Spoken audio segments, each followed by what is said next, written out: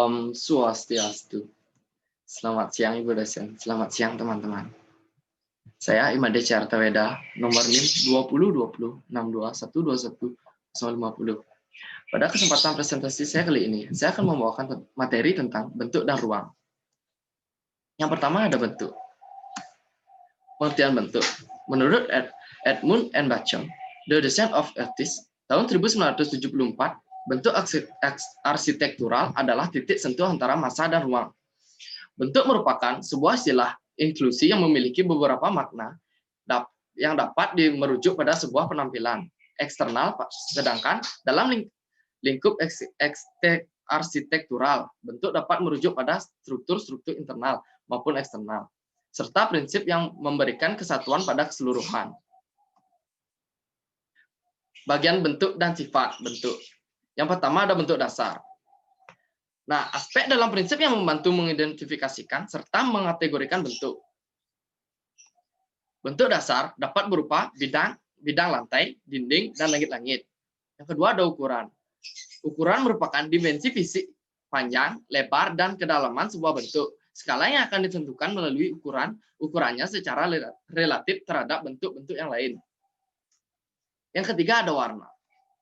Warna merupakan fenomena persepsi cahaya dan visual yang bias digambarkan dalam persepsi individu terhadap nilai rona, saturasi, dan nuansa.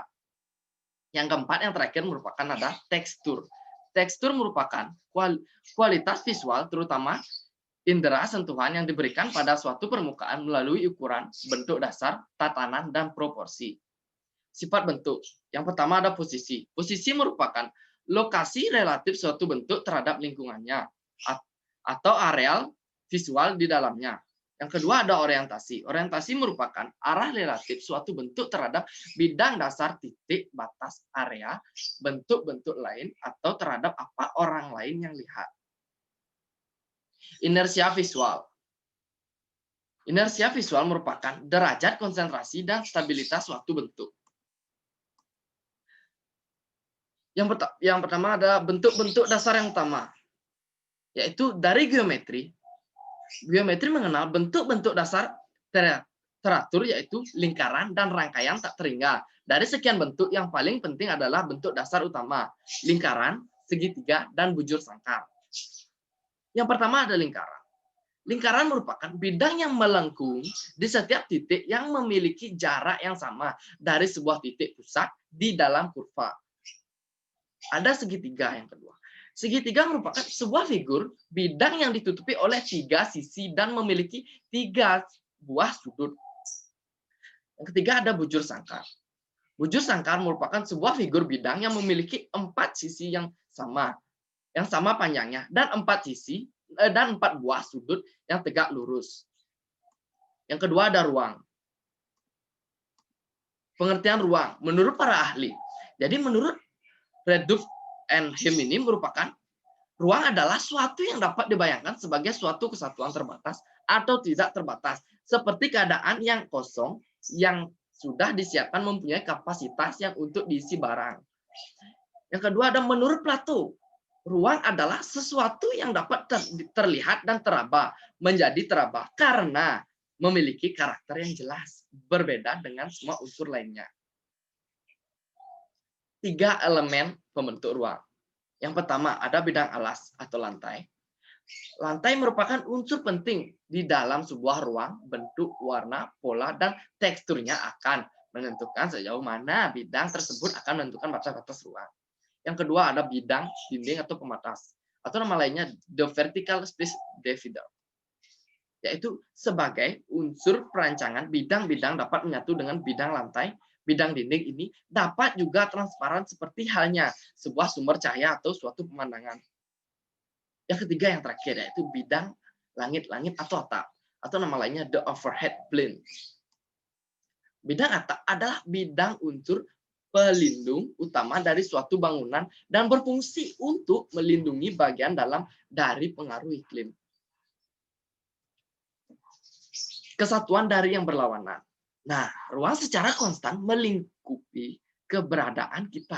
Melalui volume ruang, kita bergerak melihat bentuk mendengar suara, merasakan angin, mencium aroma tanaman bunga di kala mekar. Ia adalah suatu unsur material seperti halnya kayu dan batu. Nah, ruang pandang seseorang biasanya terdiri dari elemen-elemen heterogen yang berbeda bentuk dasar, ukuran, warna, atau orientasi. Nah, pada setiap tingkatan, kita harus memperhatikan tidak hanya bentuk sebuah bangunan, namun juga dampak terhadap ruang di sekitar. Pada skala sebuah tampak bangunan, ada beragam strategi untuk menghubungkan bentuk-bentuk sebuah bangunan terhadap ruang di sekitar sebuah bangunan. Yang pertama, membentuk sebuah dinding di sepanjang tepi tampak dan mulai mendefinisikan sebuah ruang yang positif. Yang kedua, ada menyatukan ruang interior dengan ruang luar privat, sebuah tampak berdinding. Jadi yang ketiga ini merupakan membungkus sebagian tampak sebagai suatu ruang luar dan melindungi dari kondisi-kondisi iklim yang tidak diinginkan. Yang terakhir, yang keempat, mengelilingi dan membungkus halaman atau ruang atrium dalam volumenya sebuah skema inverted. Elemen horizontal yang mendefinisikan ruang. Yang pertama ada bidang dasar. Bidang dasar merupakan bidang horizontal yang terhampar sebagai figur di atas sebuah latar yang kontras mendefinisikan area ruang sederhana. Yang kedua ada bidang dasar. Bidang dasar yang diangkat maksud saya. Jadi bidang horizontal ini yang diangkat di atas bidang dasar menghasilkan permukaan vertikal di sepanjang tepinya, memperkuat perpisahan visual antara areanya dengan bidang datar di sekelilingnya. Yang ketiga ada bidang dasar yang ditentukan. Bidang dasar yang ditentukan ini merupakan bidang horizontal yang diturunkan dari bidang dasar yang memanfaatkan permukaan vertikal pada area yang lebih rendah untuk mendefinisikan sebuah volume ruang. Yang terakhir yang keempat, bidang atas. Bidang atas merupakan bidang horizontal yang diletakkan di atas mendefinisikan sebuah volume ruang antara diri sendiri dengan bidang dasarnya. Nah, elemen vertikal yang mendefinisikan ruangnya ada 6. Yang pertama, linear vertikal. Linear vertikal merupakan elemen-elemen yang mendefinisikan tepi-tepi tegak lurus volume ruang. Yang kedua, ada vertikal tunggal, sebuah bidang vertikal yang akan menegaskan ruang di hadapannya. Yang ketiga, merupakan berbentuk L. Sebuah konfigurasi bidang vertikal yang berbentuk L akan memunculkan arena ruang dan sudutnya akan keluar searah dengan sumbu diagonalnya. Yang keempat, ada bidang sejajar. Bidang sejajar merupakan dua bidang vertikal yang sejajar akan mendefinisikan volume ruang di antara mereka yang diorientasikan mengikuti sumbu di kedua ujung terbuka konfigurasi tersebut. Yang kelima, berbentuk U. Sebuah konfigurasi berbentuk U adalah bidang-bidang vertikal yang akan mendefinisikan volume, ruang, dan orientasikan terutama menuju ujung terbuka pada konfigurasi tersebut.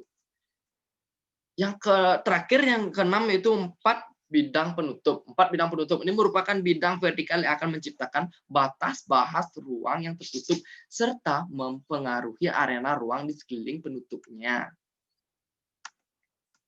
Buka-bukaan di dalam elemen-elemen pendefinisi ruang. Yang pertama, ada buka-bukaan di dalam bidang. Sebuah bukaan dapat sepenuhnya ditempatkan pada dinding atau bidang langit-langit dan seluruh sisinya dikelilingi oleh permukaan bidang tersebut. Nah, ada yang kedua, buka-bukaan pada sudut bidang, yaitu sebuah bukaan dapat ditempatkan di sepanjang salah satu sisi atau pada sudut dinding atau bidang langit-langit. Nah, pada contoh ini, buka-bukaan tersebut berada di sebuah ruang.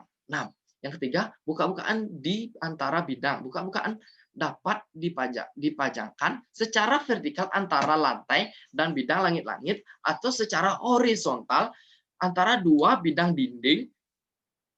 Ia dapat diperbesar untuk menempati seluruh bidang dinding dari sebuah ruang. Tingkat penutupan. Yang pertama, tingkat penutupan suatu ruang yang ditentukan oleh konfigurasi elemen-elemen pendefinisi serta pola bukaannya.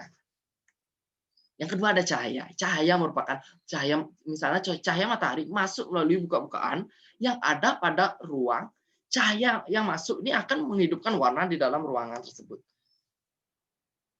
Arah pandang merupakan sebuah jendela dapat ditempatkan sedemikian rupa sehingga suatu pemandangan dapat dilihat dari posisi di dalam sebuah ruang. Buka-bukaan interior menawarkan pemandangan dari suatu ruang ke ruang lainnya.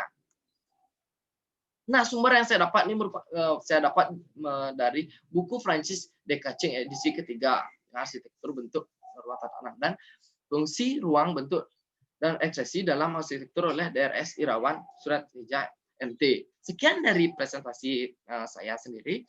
Saya mohon maaf jika ada kata-kata yang salah yang disengaja maupun yang tidak disengaja.